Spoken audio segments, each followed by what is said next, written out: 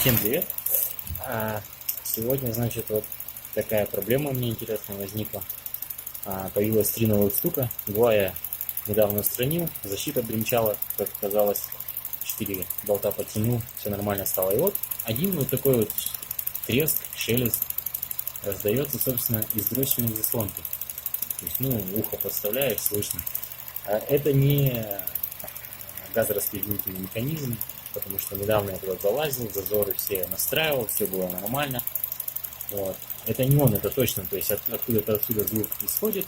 Собственно, в самой дроссельной заслонке там стучать особо нечему. Поэтому либо это был электропневмоклапан системы уловления паров топлива, либо, вот он, собственно, да, либо, значит, может сама дроссельная заслонка, там, получается, на ней решток, может люфтить. Но, как оказалось, не она. То есть это вот как раз электропневмоклапан. Вот, то есть сам электропневмоклапан, вот его фишка. Тишина. Стучит. Тишина. Как-то так. Будем разбираться, в чем причина.